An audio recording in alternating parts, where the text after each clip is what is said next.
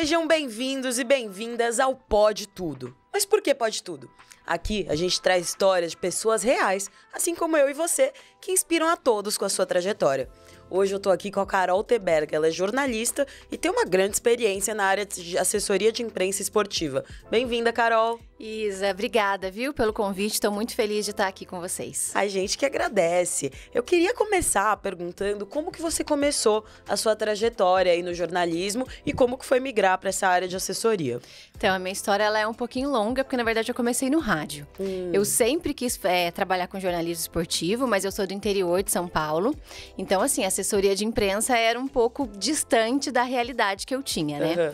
Então, eu comecei no rádio, fazia transmissão na rádio, eu era repórter de campo. Tive a minha primeira experiência numa transmissão no Campeonato Paulista.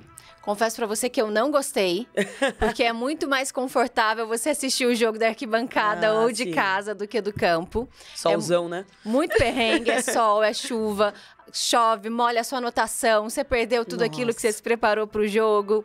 Enfim, decidi que eu não queria isso. Falei, e agora? O que eu vou fazer, né? Foi quando, então, surgiu o convite. Na minha cidade tinha um time que se chamava Guaratinguetá. Ele ficou bastante conhecido na época, jogou Série B do Campeonato Brasileiro, Elite do Campeonato Paulista. Então, veio o convite para que eu fosse assessora de imprensa do clube. Só que eu não queria trabalhar com assessoria de imprensa. Eu simplesmente matei todas as aulas possíveis de assessoria de imprensa na faculdade. Eu também. Porque eu falava, gente, que coisa chata, não é isso. Eu gostava muito de rádio, mas como eu já tinha tido essa experiência no rádio, né? E não tinha curtido muito, eu falei, quer saber, eu vou. Era o time do meu coração, né? Era o time que eu já estava envolvida, porque era o time da minha cidade, que eu acompanhava. E acabei entrando por ali. Daí, depois disso, me mudei para São Paulo. E daí, tive outras experiências aí em assessoria de imprensa. Entendi. Seu time do coração ainda é o Guaratinguetá? Em primeiro lugar, sim, mas o time acabou, né? Mas eu sou muito grata, assim. Eu acho que... Eu costumo dizer que eu estou onde estou graças ao time, as experiências que eu tive lá, né? Não só profissionais, como também pessoais. Acho que cresci muito, evoluí muito. Então, continua sendo. Se ele voltar um dia a existir, com certeza. Você vai ser a primeira a torcer. Exato. Uso a camisa do time até hoje, agasalho do time até hoje. Legal. Então, sim, ainda é meu time. E você teve experiências em times profissionais de vôlei e de futebol, né? Como que foi isso? Quais foram os maiores desafios aí? Isso. Eu trabalhei além do Guaratinguetá, que eu fiquei ali, acho que quase 2 anos. Já aqui em São Paulo, eu também fui assessora de imprensa do Juventus, da Moca, que é um time bastante conhecido, né? Tá fazendo 100 anos esse ano. E trabalhei também no vôlei Taubaté, que era uma equipe também aí que teve grandes nomes do vôlei masculino. São desafios muito diferentes do futebol pro vôlei. Porque pro vôlei já é uma imprensa mais segmentada. Então, você tem que saber, assim, 100% do que está acontecendo. Porque senão o jornalista, ele chega e ele te ensina o seu trabalho. É um pouco complicado, assim. Desafiador.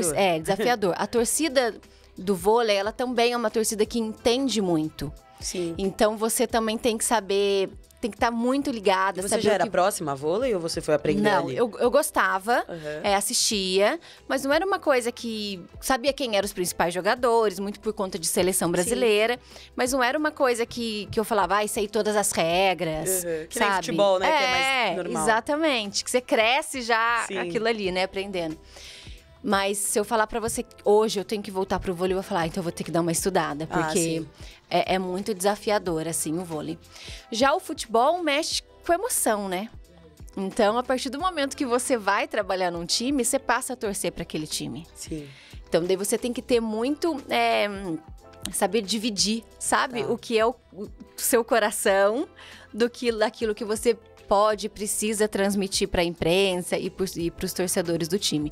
Então, isso eu acho que é o maior desafio, conseguir, assim, separar no futebol o gosto pelo esporte da profissão. Eu acho que isso é um grande desafio para qualquer jornalista, né, que trabalhe com a área esportiva, não só os assessores, repórter também. Sim, até porque quando você quer trabalhar com jornalismo esportivo, você quer porque você um dia foi apaixonado por um time, né? Seja de vôlei, de futebol. Sim. Então, quando você começa, realmente, é isso. Imagina você torce para um Cruzeiro e vai ter que ser setorista do Atlético Mineiro. É complicado. Mas, assim, eu acho que quando você começa na profissão, você vai deixando um pouco morrer ou esquecer ali, sabe? Você começa a realmente colocar a profissão na frente, porque é tanta loucura, você tem que consumir tanto aquele time para poder trazer as informações, então fica um pouquinho esquecido ali, mas não que você deixe de torcer ou deixe de gostar. Sim, inclusive eu conheço vários jornalistas que falam que preferem hoje em dia o futebol ao seu time do coração, né? Exatamente,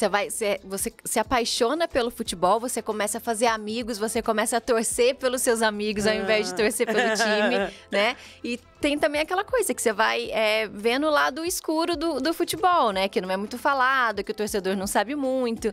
Então, você acaba ali deixando também a paixão ali um pouquinho esquecida e, enfim, dá mais ênfase ao seu trabalho, né? Ao dia a dia. Sim, e você já trabalhou, por exemplo, com dirigentes, técnicos de time? Quais são as diferenças, assim, em relação às demandas que eles têm a atletas normais? É muito diferente, porque assim, quando você trabalha em clube, eu costumo dizer, todo assessor é aquele trabalho que o assessor quer, ele recebe a demanda, então ele tá sentado ali no computador dele, ele recebe o e-mail, ele recebe os pedidos pelo celular e ele vai simplesmente dizer, esse jornalista, esse veículo vale a pena atender, esse a gente vai esperar mais um pouquinho. Já quando é assessoria de imprensa pessoal, normalmente, se não for um grande jogador, né, vamos falar assim, do normal, você tem que ir atrás da imprensa. Então, daí você tem que trabalhar o release, você tem que ter boas fotos, você tem que sempre que ter histórias para contar. Então, assim, é uma diferença muito grande, né? De você só receber e você ir atrás. Então, daí, o que é o interessante do assessor pessoal? É o relacionamento. Se você não tem um bom relacionamento com a imprensa, você não vai conseguir, né, colocar um jogador para falar, um dirigente para falar. Porque é muito fácil você trabalhar com um atleta que está num grande clube de futebol e de um atleta que está jogando a Copa Paulista, por exemplo. Sim, né? desafiador, né? Muito desafiador. Então, você tem que ir pela história. Ele é o atacante da competição, ou ele já ele já jogou no time que ele vai jogar a próxima rodada e ele foi ídolo lá, como que vai ser o reencontro? Então você tem que ir buscando essas alternativas para poder colocar essa pessoa para poder falar. Tá, então eu peguei aqui que umas habilidades muito importantes para um assessor são o storytelling, né? Você precisa conectar ali alguma coisa e também o networking com a outra galera da mídia. Sensacional! E eu acho assim, a gente tá muito nessa era de redes sociais, né? As duas coisas se completam, né? Se você for pensar, porque em redes sociais a gente fala o tempo inteiro, conta uma história para segurar os seus seguidores. E é exatamente isso também na assessoria de imprensa. E você pode, inclusive, trabalhar isso junto. Soltei um release sobre um determinado assunto, o jogador, o dirigente, ele já coloca nas redes sociais também alguma coisa sobre aquele determinado assunto, para que se o jornalista entrar nas redes sociais, ele, não conheço, vou lá procurar saber quem é, já tem alguma coisa lá. Ah, legal. Então, assim, além desses dois fatores que eu falei de storytelling e networking, quais outras habilidades, assim, que são diferenciais para assessores de imprensa? Eu acho que ter um bom relacionamento com o cliente, eu entendo que isso é ok para todas as profissões, mas você precisa ter uma relação de confiança. Então, não adianta a pessoa te contratar e ela não confiar em você.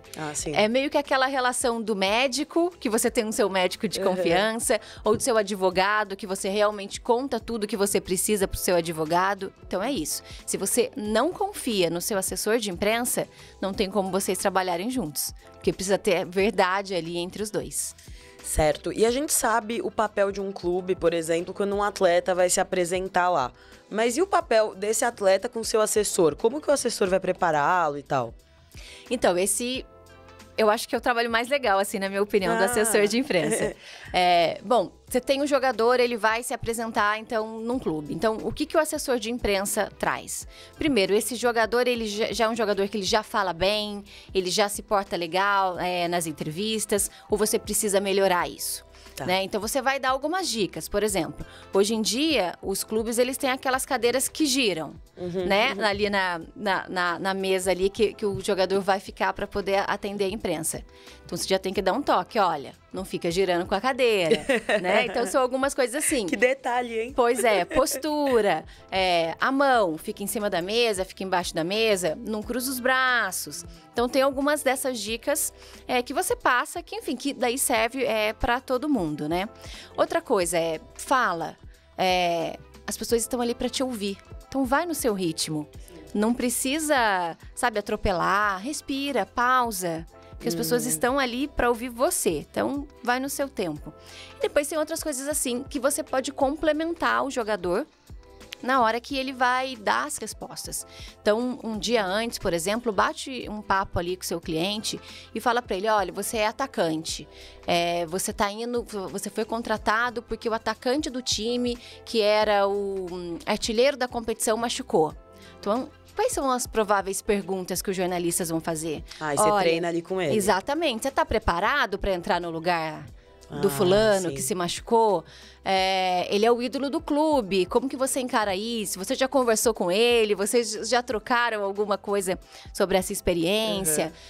De repente, o maior ídolo da história do clube é um atacante.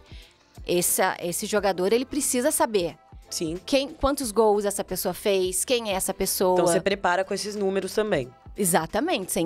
O papel do assessor é isso, é entregar isso. Tá. Por mais que o jogador não fale os números, mas ele precisa saber, olha, foram muitos gols, sabe? À frente do segundo artilheiro da história do clube. Então, tem essas coisas que você consegue adiantar pro atleta, né?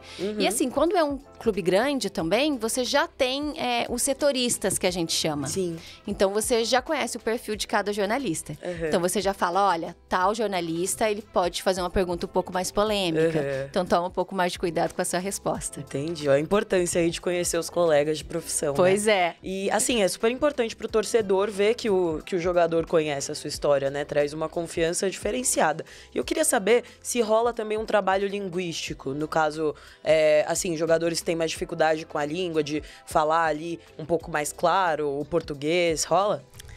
Então, Isa, isso é importante, né?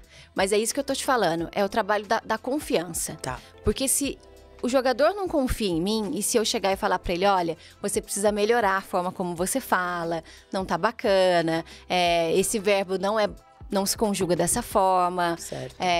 Mas isso também vai muito do atleta. Tá. Quando o atleta entende que ele precisa melhorar, ele vai buscar isso. Ele vai procurar ler mais, que ajuda muito, sabe? Então, ele também procura. Então, isso vai depender muito também do perfil do atleta. Se ele quer melhorar, se ele quer falar melhor, né? Certo. Então, a assessoria, ela super ajuda a criar uma presença mais sólida, mais positiva nas redes sociais. Mas e os atletas, assim, que não tem budget ainda para isso?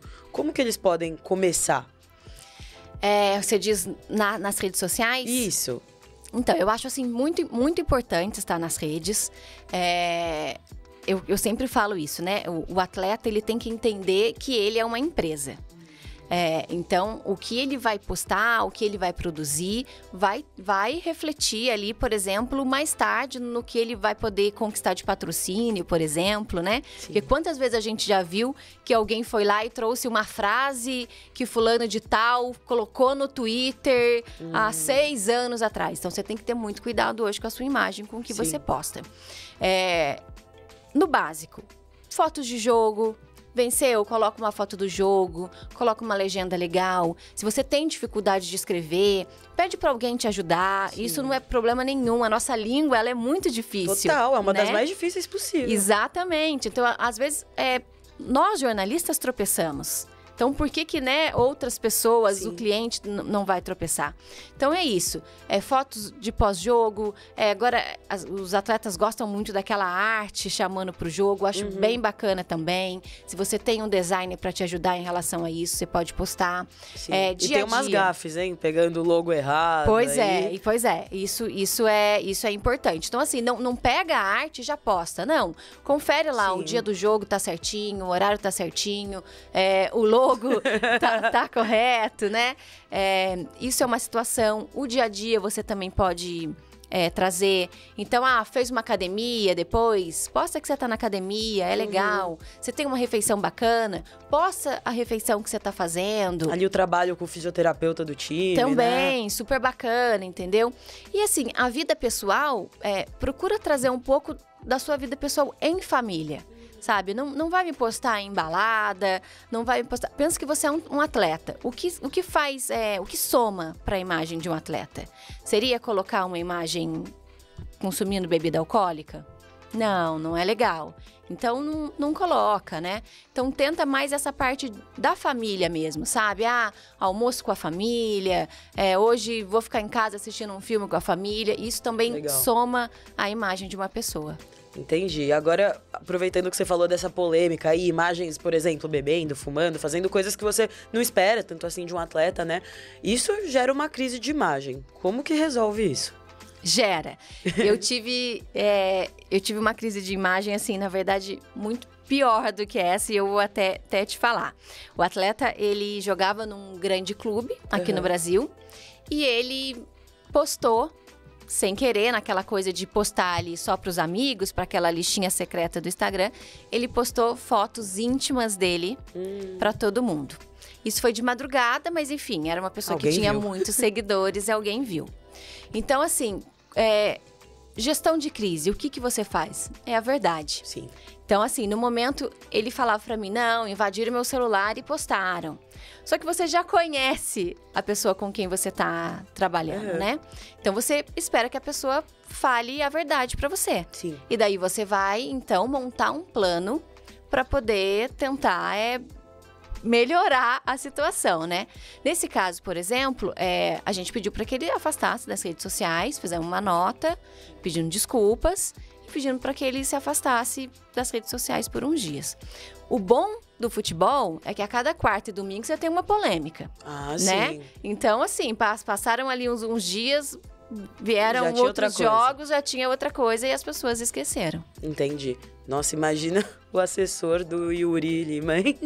Pois é. Acho que conheço a assessoria de imprensa dele. Mas assim, hoje, infelizmente, você vê muitos atletas despreparados. Eu tava vindo pra cá, tava ali rolando meu Instagram e tava rolando a apresentação de um atleta. E perguntaram pra ele, por que você escolheu tá aqui nesse clube? Ele simplesmente disse, porque chegou a proposta e eu vim. Então, chato, sabe, assim, já perdeu o carinho ali inicial com a torcida, né? Então, assim, existem alguns cuidados que você pode tomar para poder, enfim, tá melhor com a torcida, evitar né? essas gafes, Exato, né? Exatamente. Carol, muito obrigada pela sua participação. Podia ficar horas aqui falando sobre esse assunto. E deixa aqui pra gente onde que as pessoas podem te encontrar, te contratar, por exemplo. Isa, obrigada, viu? Adoro sempre estar aqui, tô sempre à disposição. Bom, eu tenho uma empresa, o nome da empresa é AGA Comunicação. Então, vocês me acham aí nas redes sociais com AGA Comunicação. Tô à disposição sempre. E o seu Insta pessoal, Carol? Meu Insta pessoal é Carol Teberga. Tô lá também, mas aí... Ali eu posto quando eu vou na academia, posto um pouquinho de trabalho também, mas aí é um pouquinho mais da minha vida pessoal mesmo. Perfeito. Pessoal, eu sou Isabela Pascucci. Se você quiser participar do Pode Tudo, você também pode. A gente vai deixar todas as informações aqui. CDC Estúdio Produtora, Central do Conteúdo e o Pensando em Conteúdo, que é outro podcast que a gente produz aqui, tá bom? Muito obrigada e até o próximo episódio. Tchau, tchau!